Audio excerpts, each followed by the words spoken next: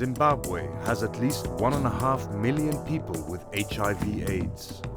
Most of them are being kept alive by antiretroviral drugs donated by international agencies. But some of these life-saving medicines are being siphoned out of Zimbabwe's healthcare system and sold on the black market for use as narcotics. So who is responsible? Reporter Kasim John went undercover to find out.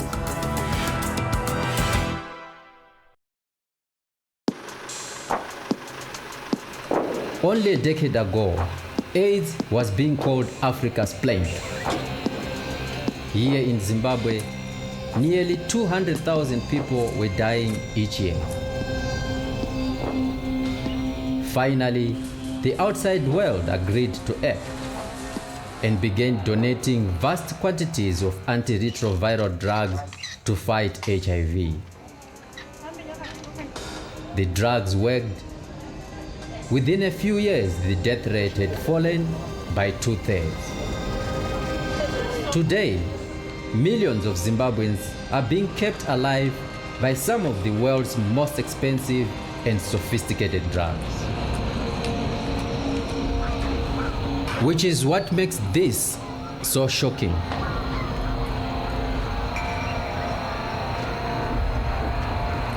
I have come to a ghetto in Harare. Here, ARVs are not the life-saving wonder drug.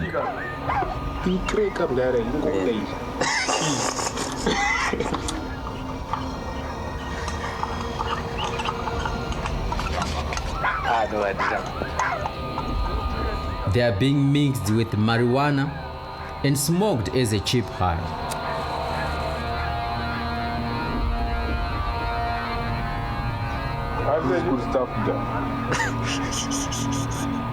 Some ARVs have been shown to activate similar receptors in the brain to LSD.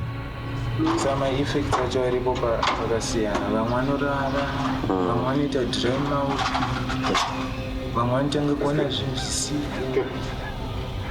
This is the fastest thing, doctor.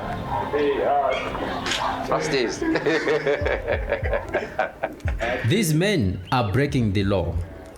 Using ARVs in this way can get you 6 months in jail. And you want to be a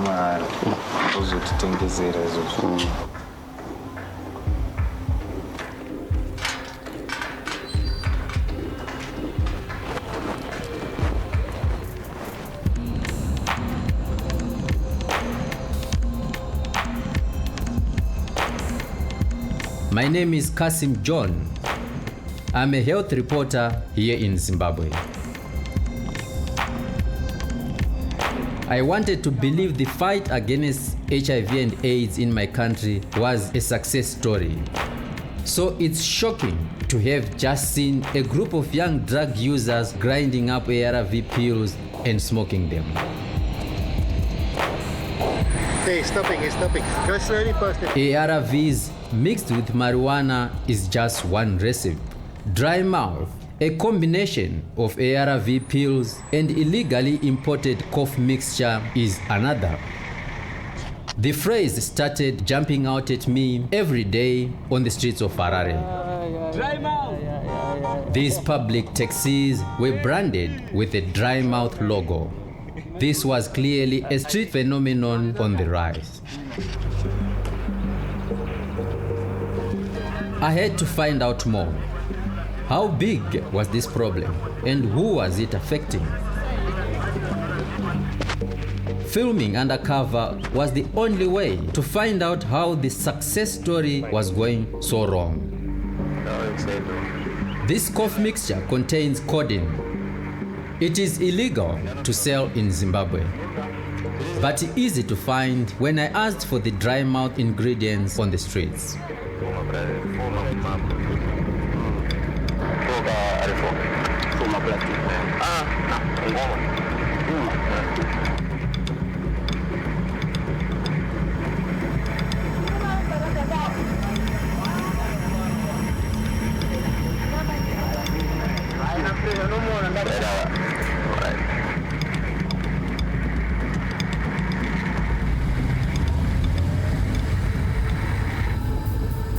In a car park nearby, I'm looking for the magic ingredient, ARVs.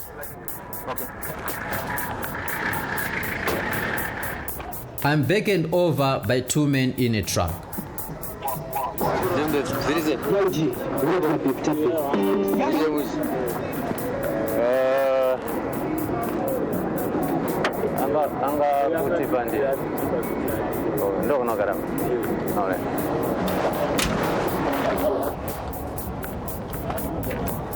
As I climb into the truck, one of them gives me 2 plastic bottles.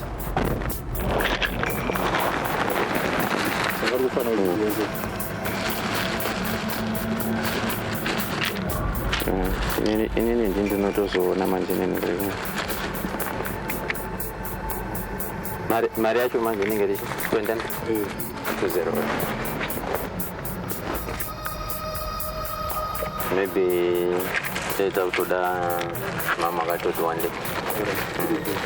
Yeah. For $20 US, I bought over 60 pills. ARVs are controlled drugs. Selling them in this way could land the dealers in prison for up to 2 years. Inside this box are ARVs that we bought from the black market on the streets in Harare. This is amazing. These drugs are supposed to be under strict control, but you can easily get them on the streets now in Harare. This should not be happening at all. The government claims any drug being sold on the streets are either counterfeit or come from another country. But I got a contact to check the serial numbers. He said these drugs came from inside the Zimbabwean health system. Why would someone take this to get high? I wanted to find a user who would help me understand.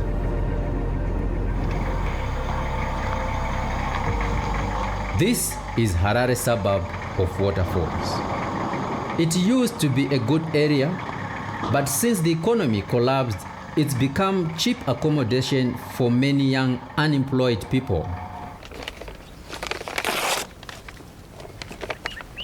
This drug user is 28 years old. He has been using dry mouth for a year. He was abandoned by his parents at a young age and started doing drugs as a teenager. Did you go to school? Yes, I ended Form 4. And how did it go? Did you pass? I failed. I was looking for job, no job. To gare ngori soba fungwa zacho zine singamire kufunga. Users come here and pull what little money they have to buy ARVs. They used to smoke marijuana or get drunk. But dry mouth is the new poor man's drug. And twice a day, he downs a shot of cough mixture with ARVs, which keeps him high for most of the day. How much does each cost? 1 pill. 1 pill, yeah. 30 cents. 30 cents. And the whole bottle? The whole bottle, you can have it at $10. But beer, you want to spend some kind of $7, $8 to get drunk. But this one is cheap. Yeah, in this community where you stay, how many people knows that you are plenty. There are many like him. Unofficial estimates say around 85% of Zimbabwe's population is unemployed. Nearly all ARVs here have been given by foreign donors on the condition they are freely available to all Zimbabweans in need and are never sold for money. And they only give just enough for those that need them. So if some of these drugs are now being abused, someone else is missing out.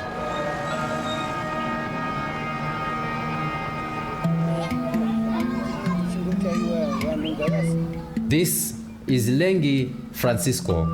She is 38 years old. She has lived with HIV for nearly 8 years. That's rice. That's What could have been a death sentence in Zimbabwe a decade ago can now be treated successfully with ARVs, which keep the virus under control. She goes to the hospital every month to get enough drugs for the following month. But last time she went to the clinic, something strange happened. Handina kuvhurira ndiri ipapo. Mutani akafarwa. Takanoti ndasvika kunoku. Vandavhura rimwe gaba ranga rakasiudwa. Rimwe racho ranga rakavhurika. We count the tablets together and discover they are only 18 and not 30, as they should have been. Sei vari kumavhura mapirisi iwayo? Inini mafungira angu nekumbonzwa kwandinoita ndikuti ndikunzwa chinzi zviri kunzi mapirisi mashoma. Saka vanoda kuedza kuti shiyanisa kuti mapirisi aite sei akwane, asivo manje vasida kutibuditsira kuti mapirisi mashoma. Ukasvika pakiriniki vanombokudza kuti chimbomirai mapirisi asati auya, kana kuti vanenge vachiverenga here kuti mapirisi acho tingaite sei here. The shortfall in Lengi's supply means this month she will go without tablets for nearly 2 weeks. I want to find out what this could mean for the health of a patient like Lengi. So I go to one of the country's best HIV treatment centers in Harare. Professor Rudy Luthi set up the Newlands Clinic. He first came here in 2003 to treat AIDS patients and has stayed ever since. He knows as well as anyone the dangers of missing doses. Because HIV is stored away in many different cells which are long-living. The moment you stop a treatment, these cells start replicating the virus. The virus grows, and then the next dose comes, and then resistance emerges. You need to take your drugs religiously. In other words, if you stop a treatment or interrupt or take it every other day, it's bound to fail. In a hotel in central Harare, a patients group called Citizens Health Watch are meeting to discuss their concerns about drug shortages. I want to show them what we found out about the abuse of ARVs. The head of the organization is Fungisai Due.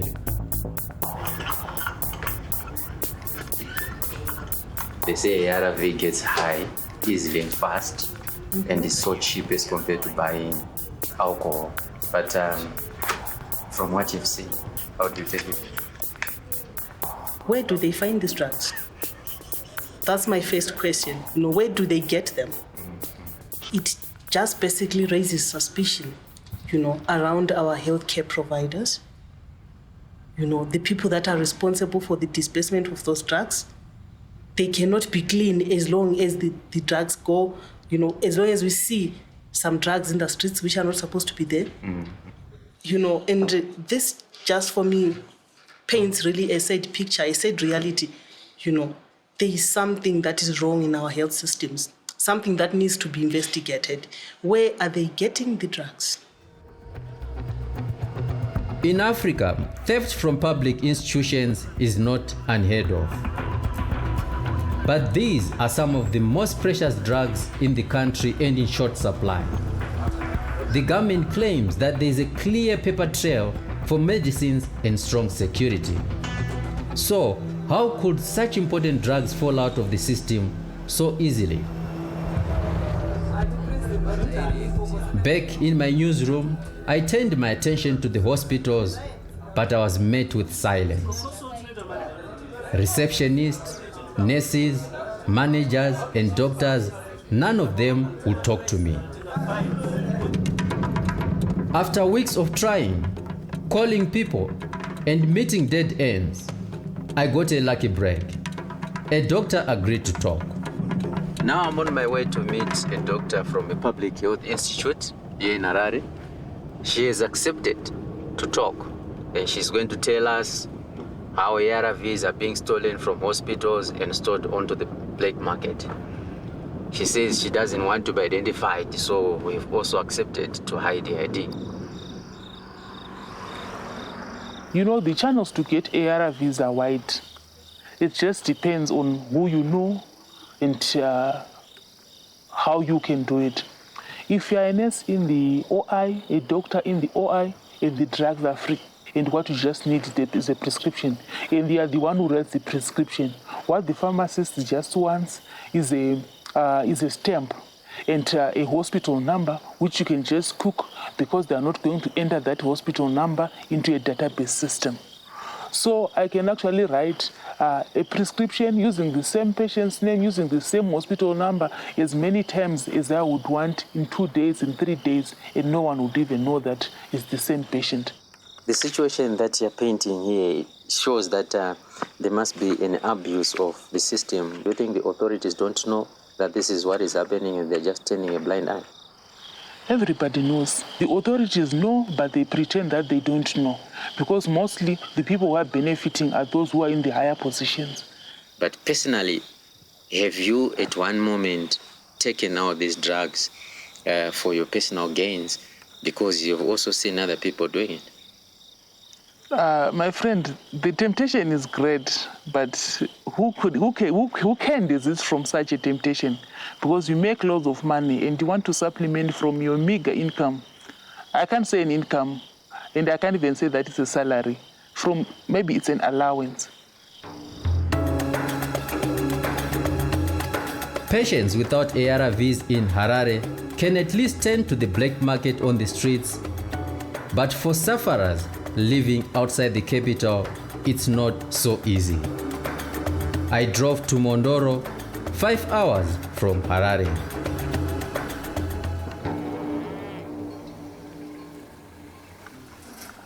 This is Temba. He's already on the second line of ARV drugs. He had a break in treatment and the virus mutated.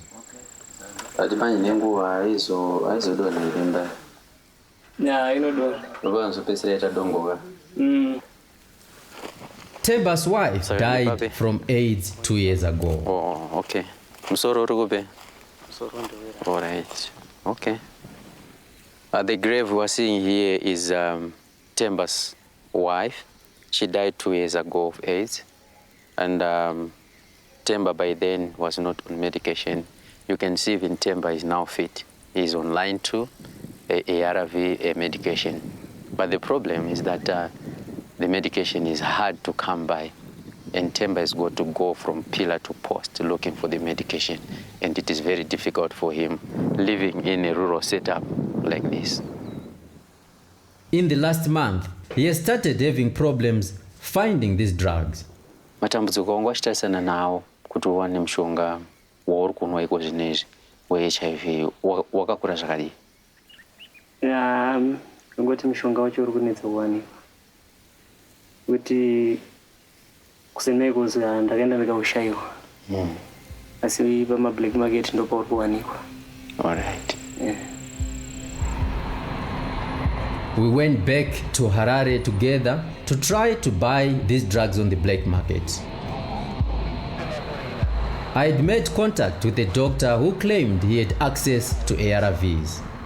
I had gone to see him a couple of times without filming. This time, I wore a hidden camera.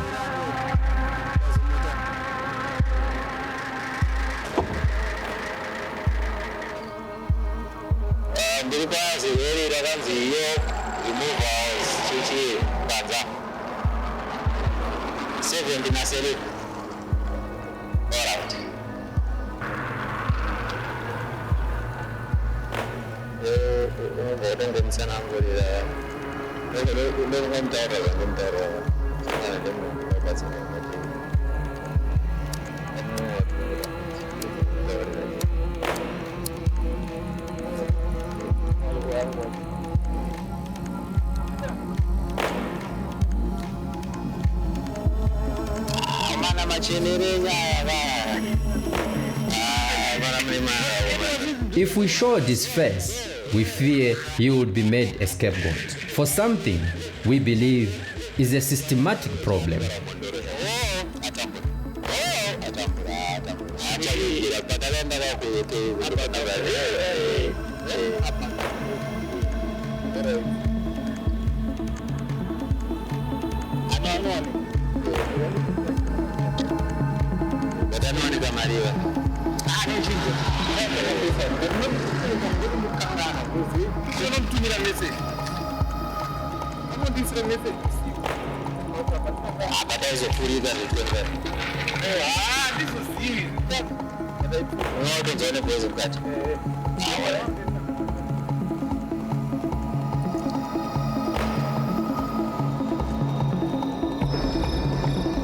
Later that evening, I came back to the hospital. Oh, yeah. Sure enough, the doctor had found the drugs.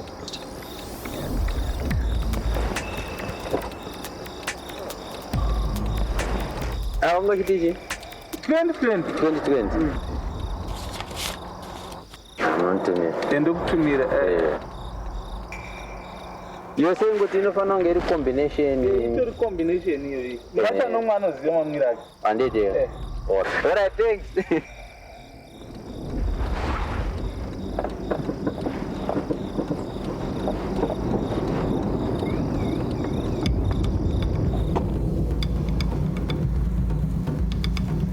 The next day, we go to another hospital in Harare.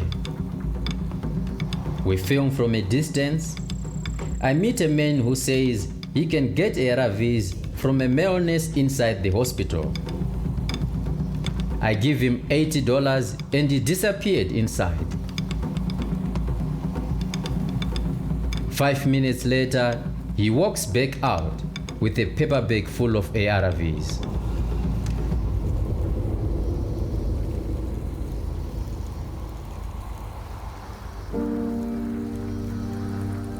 This is another one. Back at Temba's house, we examined the drugs. This was a fake medical card. It has got everything written here. Apparently, there's no name, no address. There's a signature there. The stamp is there as well, and it's written Wilkins Hospital in Harare. It was clear that faking medical records was how these drugs were being taken from the health system. Fraud like this is strictly against the law. Like the dealers on the streets, the penalty is 2 years in jail. This trade seems so widespread. What does the government know about it?